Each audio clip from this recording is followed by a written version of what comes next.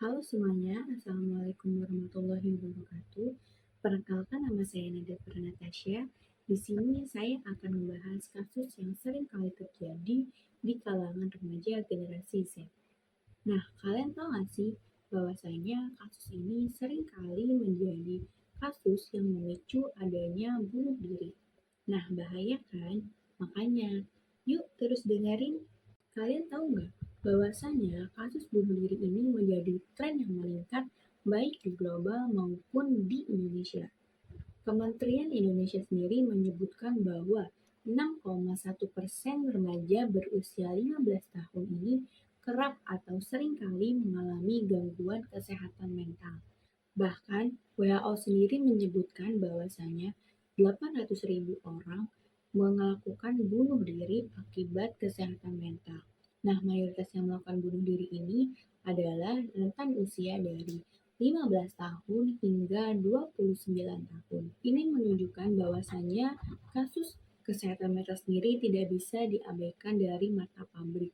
Perlu adanya perhatian lebih dari kasus ini sendiri. Nah, kalian tahu nggak bahwasanya kasus kesehatan mental ini salah satu penyebabnya adalah akademik loh.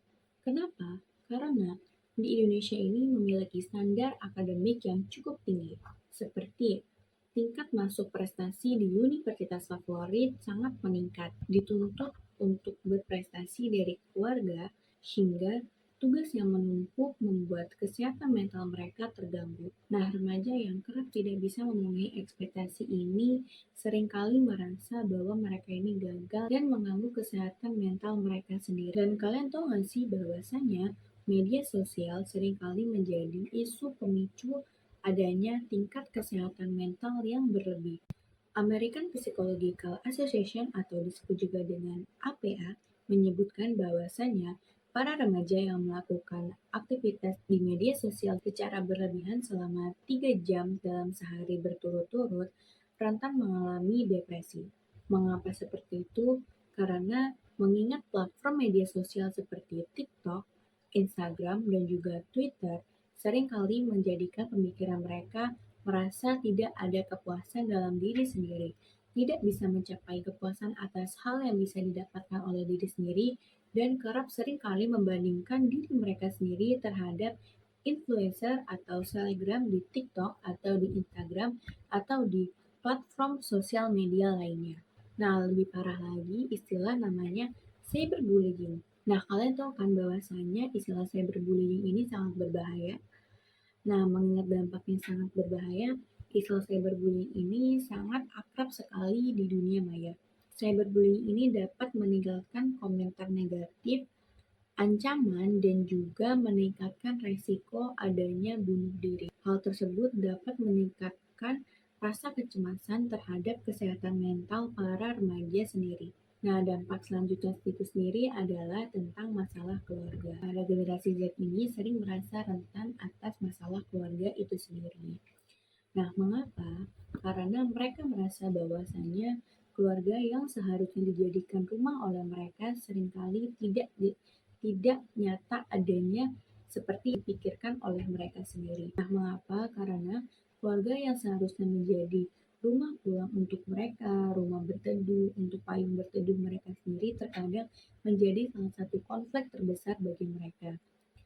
Kurangnya komunikasi yang efektif, seringkali keluarga yang menaruh ekspektasi yang terlalu besar kepada anak, suka membandingkan anak, dan juga seringkali berkata yang tidak senonoh kepada anak menjadikan mereka mengalami depresi dan kesehatan mental mereka sendiri terganggu. Konflik dalam keluarga juga sering terjadi antara generasi Z ini. Mengapa?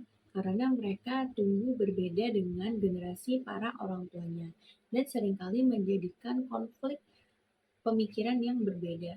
Hal tersebut memicu dampak merasa tidak didengar oleh keluarga dan menjadikan mereka merasa mempunyai kesehatan mental yang terganggu akibat dampak dari konflik keluarga tersebut. Namun, di tengah semua masalah yang terjadi, generasi Z seringkali dianggap sebagai generasi yang lemah dan manja. Sebenarnya, argumentasi ini tidak sepenuhnya benar loh. Mengapa? Karena generasi Z sendiri tumbuh berbeda dengan generasi yang sebelumnya. Mereka harus mengalami perubahan sosial yang cepat, persaingan global yang cukup ketat, dan juga arus informasi yang tidak terbendung.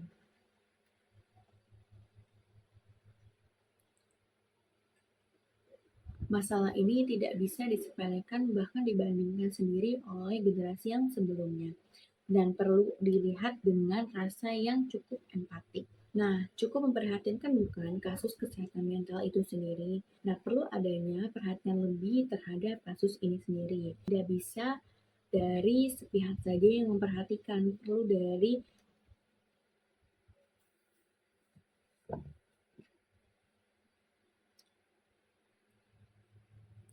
Nah, mencegah kasus bunuh diri dan memperhatikan lagi kasus kesehatan mental di Indonesia, terkhusus untuk remaja generasi Z ini, sangat penting adanya.